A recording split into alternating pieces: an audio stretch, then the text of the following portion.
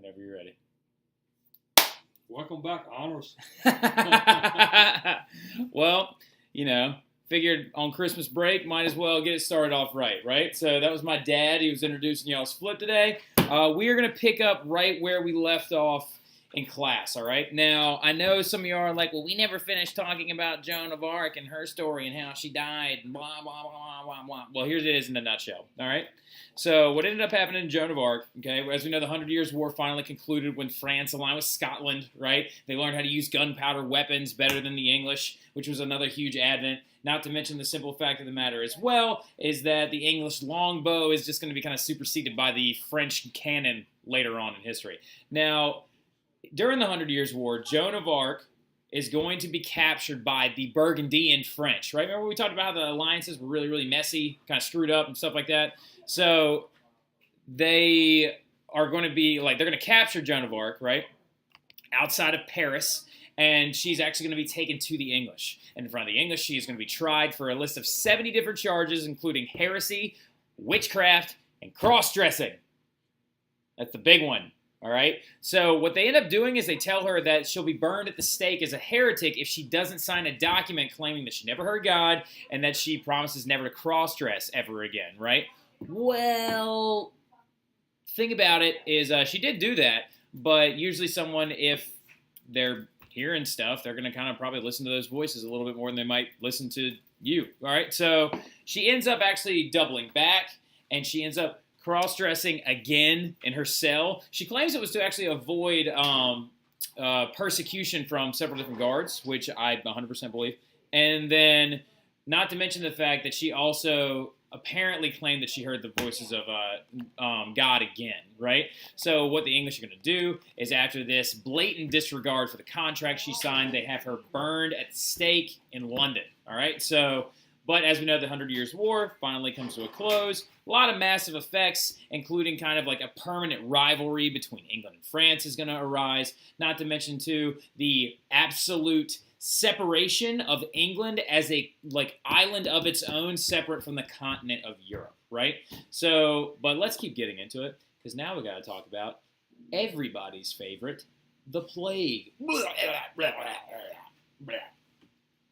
Sorry. What? The plague is not a skin condition. No, the plague is a bacterial infection that causes death. But it started as like a skin thing. My wife thinks it's a skin thing. It was a skin thing. It's not a skin thing. Yes, it was. That's how you knew you had it. You get swollen lymph nodes. Yeah, it's sort of the same under the skin. So anyway, as you can tell, she does exist. I'm not really here. She's not really here, apparently. You can say hi from a distance. I'm a voice inside his head. Anyway, you see Becker. Anyway. Yeah, Becker. Now, the plague, all right? So there's a lot of things you probably already know about the plague, right? And we're going to break this flip up into two distinct chunks, okay? Now, I really want to get into the War of the Roses with y'all at some point. We're probably going to do that right when we get back to kind of talk about, feudal infighting and things like that before we get to the Renaissance. Or, you know what? I'll save the War of the Roses for y'all, particularly, when we get to, the era of absolutism.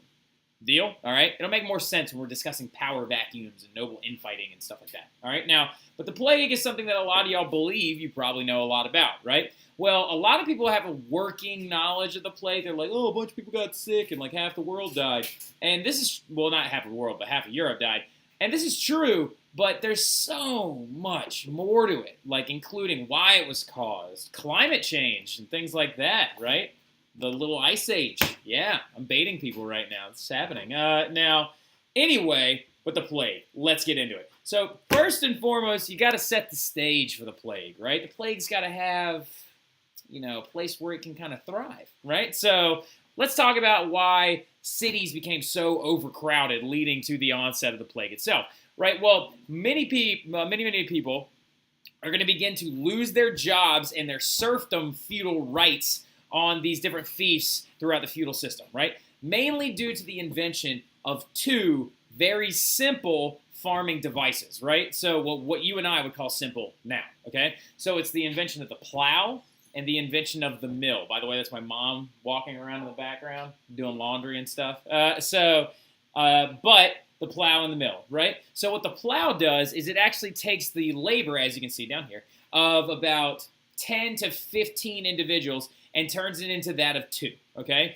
It is literally just a simple device with a metal end. Well, actually, they didn't have like metal iron forged plows until much later, but you can also use wooden ones as well, even though they degrade much faster, to actually score the land, till it, and provide the ability to make it easier for planting, right? So this is going to eliminate the need for like extra workers. And then you have the mill, right? And the mill is going to take the big grains of the day, right? The big crops of the day, period, wheat, barley, and oats, and it's going to grind them down using 2 stones and usually water power to actually create flour for bread, which again also required a lot of people before the invention of that device. So with these people losing their jobs, right? So like, you know, the back section of class, right, where it's got Kelly and Robert Gardner and Gianna and Greeno and Hobbs and Rocco and Taylor and Schwantes and all you guys back there, right? If I was your feudal lord and then I bought the brand new I plow and I mill, right? I only need 2 of you now. So it looks like I'm only going to take Rocco and Robert, all right? So the rest of you just lost a job. So where are you going to go find a job? Where are you going to go find work? You're going to move to towns and cities, right? Hopefully looking to join up with a newfangled thing called a guild, right? Which we'll talk about later on when we get to the Renaissance. But they're going to be surrounded by large protective walls, which is going to limit their expansion, causing a lot of people to either settle outside of the town or people in the town began to add floors to their homes and rent them out, right? Which is going to lead to a lot of overcrowding. Because remember, out of all of the things that left when the Romans fell, what was the one that we were the most concerned about? Plumbing. All right, so like there was no plumbing, there was no proper disposement of waste or garbage or even like dead bodies, right? So basically, medieval towns were ripe for disease, right? Just waiting around for it. And they also had problems with disease much before this. Scarlet fever, typhus, malaria that was being spread from places like Italy, right? Like, so different areas are going to be contributing different diseases, and this overcrowding is just going to cause this massive spread of it, right? So as you can tell right here, this is what the typical medieval town looked like. Very, very crowded, very narrow streets, no real cleanliness standards, right? Well, then, out of nowhere, the famine of 1315 to 1317, caused by climate change, we believe, in the historical community now, is going to take place. Because by 1300, remember, we talked about the early Middle Ages, the High Middle Ages, the Late Middle Ages, right? So now that we're in the Late Middle Ages, as you can see, the Late Middle Ages is defined by, like, write this down somewhere in like a little thought bubble over in your notes somewhere. The Late Middle Ages is defined by death, destruction, and disease, right? The 3 Ds of the Late Middle Ages. I just made that up. That's impressive. So death, destruction, disease, all right? They're very, very cataclysmic events that are going to happen in the Late Middle Ages that actually prevent Europe from getting back on its feet again, right? So going into that, though, by 1300, that's the heels of the High Middle Ages, basically Europe was getting back and getting its stuff back together, right? Every strip of land that could be farmed was being farmed, right? Cultivating was going through. Population is spiking, right? You have a bigger problem with unemployment with these people called vagabonds roaming around Europe trying to find work and trying to find a way to make a living, right? Because the plow and the mill, they took our jobs, right? So climate change is also going to affect Europe as well, because Europe is going to have 3 straight years of crop failures, right? Well, now if you've got all this population, you've got people moving around trying to find work, if you've got everybody trying to figure out how to survive in the Late Middle Ages, looking for, right? So what ends up happening is this thing called the mini ice age is what many people refer to it as. Actually, before this entire event, there was a medieval warming period from like the early 1300s to late 1200s. There are actually Viking settlements in Greenland that we have found that are now completely encased in ice because of this medieval warming period and then the climatological shift, right? So the climatological shift occurred, causing excessive amounts of rain, the drowning of crops, and massive crop failures, leading to the famine of 1315 to 1317, also known as the Great Famine, right? So like you've got 30 years before the plague hits, and then like 15% of your peasants in most villages are dying from starvation, which Mr. Terry still believes is the number one worst way to go. All right, so as many as 15% in some English villages have died. One massive, and this is going to irk the nerves out of so many of my hyper-organized kids. These 4 bullet points are actually one bullet point. There was a bad return thing that happened, formatting issue. My wife looks like she's about to like throw up. All right, so she's one of the hyper-organized people just like you guys, so don't worry about it. Now, one consequence, though, of starvation and poverty is extreme susceptibility to disease, right? So the 1317 to 1315 or 1315 to 1317 famine is going to be yet another contributor to this massive plague outbreak. Because what you'll notice when you're looking at the statistics at the end of the second flip that's going to be coming, the world was not as affected by the plague as Europe was, right? So it's a big, big problem. Now, going into it, though, then we have our great outbreak of Yersinia pestis, right? The actual bacteria, not virus, that causes the plague. Now, really, really quickly, before you start writing this, don't pause it, not yet, okay? We got to talk about really quick how this is not a new thing, all right? Like, so we got to go rewind and give me like a little subset in your notes that says plagues from the past. You know, I feel like you should have like a page-turning song when like you're doing that, but like, doo. So there are 2 massive plagues that have hit in the past that we have documented in Western civilizations, right? Now, one of them we know is for a fact is another outbreak of Yersinia pestis, right? But let's not get there yet. So the plague of Athens was one that actually occurred in the late, what do I want to say, 300s BC? All right, so now, but they actually occurred during the Peloponnesian War, right? So the plague of Athens is going to occur, and it's going to kill our famed like hero Pericles, right? That same plague did. However, according to a lot of historic accounts of this specific plague, there's a chance it might have been typhus or smallpox or typhoid fever or the flu. You know, like, I mean, it could have been several other things because there's not a lot of symptomatic indicators that it was necessarily the plague at all or Yersinia pestis at all. All right, so the big thing is, though, there's another plague that we know for a fact was Yersinia pestis, and that actually occurred in circa 500 AD in the Byzantine Empire under the ruler Justinian, hence why it was called the Plague of Justinian. Justinian actually got the plague and didn't die, which is very, very impressive. All right, so, which is another clear indicator that you can tell that actually if you have enough money and financial gains to be able to actually stay healthy and like away from susceptibility to disease, there were chances you could survive it, right? Whenever we talk about we'll get into why the plague killed everybody in a little bit, all right? I don't want to get ahead of myself. Now, the big thing is, going forward, we believe as a historical community that the plague actually started in China. We believe that we can trace it back to like seeing the first instances of the plague popping up in China, and due to this massive, massive, massive amount of trade that was going on, the plague is going to begin to spread a lot faster. All right, so some of you are like, well, Mr. Terry, I thought you said that the Middle Ages are defined by poor economies, and a poor economy would mean no trade. So how is this even possible? Well, remember, what period are we coming off the heels of?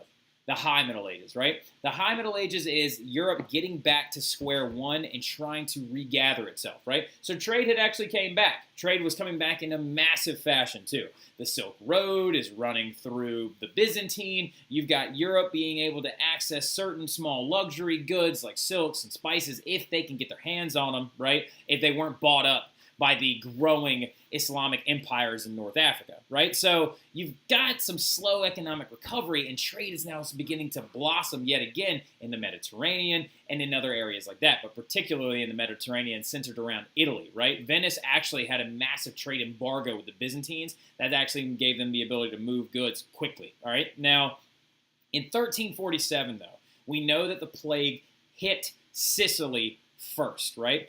Actually, some historians believe that they may have traced the patient zero of the plague. We don't know the person's name, but we think we might have known the boat that they came in on, right? Because we believe they came from a small city called Kaffa, all right? Kaffa, all right? So Kaffa over towards the Baltic area, right? Now, something particularly that you need to know about Kaffa is Kaffa was attacked by the good old-fashioned Mongolians. All right, so like the Mongolians were leading these giant raids throughout all of Europe, and under the leadership of the Khans, they actually take over all of Russia, most of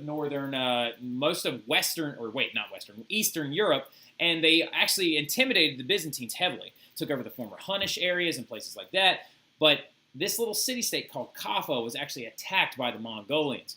The thing about the Mongolians is that the plague had started in China. That means the Mongolians probably interacted with the plague before the Europeans ever did. The Mongolians would actually use the plague as biologic warfare.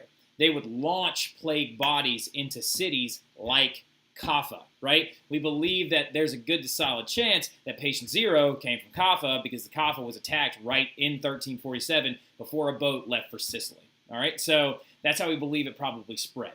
But in 1347 to 1348, Southern Europe is going to get hit by the plague. By 1350, even it reaches the British Isles. And by January or June of 1350, it's into Scandinavia, right? So as you can tell right here, everything in a darker brown is where the plague really hit and where it was very effective.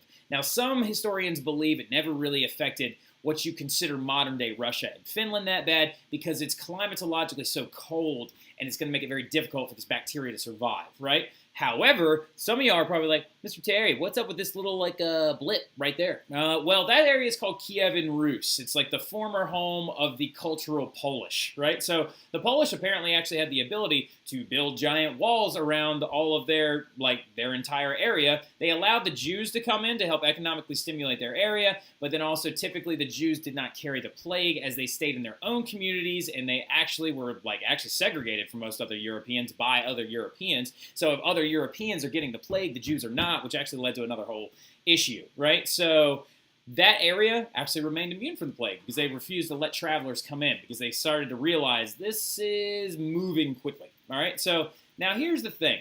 Let's talk epidemiology, right? So let's talk about how you get the plague, all right? Now, plague actually came in 3 different forms. I know I have 2 types right here, but we're talking about the 2 spreadable types of the plague, right?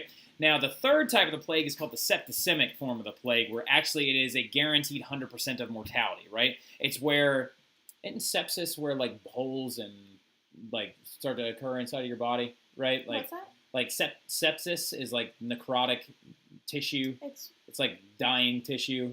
No, sepsis is when your body poisons itself, yeah. From dying tissue.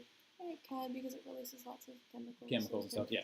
So the septicemic form of the plague is actually what you get after you've contracted one of these 2 types of the plague. Now, the one that you've all heard of before is called the bubonic plague, right? You're all like, I know what the bubonic plague is. You get it from rats. Ugh! Common misconception, all right? You can get it from rats, but the chances of getting it from a rat is very slim. All right, so the bubonic plague actually came more from infected fleas, all right, that rode those rats, and those rats were all over those boats that were traveling all over Europe because of increased trade, right? So the merchants were the ones that spread it so fast. But infected fleas would actually bite you, and you need to understand something about parasitic insects, all right? So, for example, mosquitoes, ticks, ticks are a big one, fleas, parasitic insects that usually harvest blood to fertilize their eggs and keep them healthy, they do certain things when they bite you. One of the biggest ones includes the fact that, like mosquitoes and ticks, they lick you first to numb the area so you don't actually feel them biting you, which is just really funny. The next time that you get bit by a mosquito, just imagine and it actually licks the top layer of your skin. She thought that was funny. And then what also they do is their saliva contains a thing called an anticoagulant. And anticoagulants prevent your blood from clotting, so they can actually keep consuming it without it actually stopping up inside of their, feeding apparatus, I guess we'll call it that, or their mouth parts. Now, anyway, going forward, what they do, though, to get that anticoagulant into your bloodstream is they vomit into you, all right? They regurgitate that into your body, so when a flea bites you, it would go and it would actually throw up the plague virus into you. Now, you can also get it from handling dead animals. You get it from rats and things like that. But the chance, Rufio's barking at somebody. So that's how you usually get the bubonic form of the plague, right? And that's why it spread so quickly in poorer areas in these medieval towns, because it's not like these poorer communities were staying away from fleas, right? So the pneumonic plague was the other form of the plague. which you got by inhaling droplets of blood that contain plague bacteria. Because what happens to your body whenever you get pneumonia, it's a fluid buildup on the inside of your lungs that also itself becomes infected. Now, if you have fluid buildup inside, what? If you have fluid buildup inside of your lungs, when you cough or sneeze, you are letting bits of that out. Now, when you have the plague bacteria, it's also trying to release sometimes that poison-infected blood that you have in your body as well. So when you're sneezing or coughing, small droplets of it are coming out, and you're inhaling it, right? So that's how you would actually get it from that. Now, I'll show you that video when we get back from break, but it's what it actually looks like when people sneeze. It's disgusting.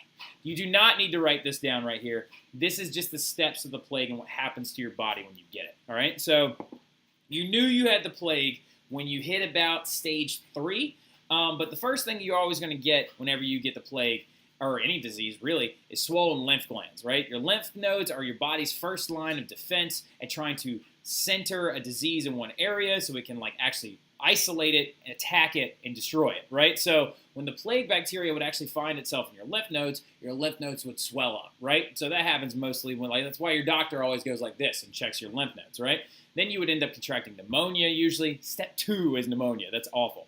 And then you would usually get blood poisoning from said pneumonia. Now, you can oftentimes die by step 3, right? But extreme cases that would last weeks at a time would end up with bleeding orifices, with your ocular cavities, your nose, your mouth, any opening in your body would actually begin to bleed, right, to try and release this poison blood.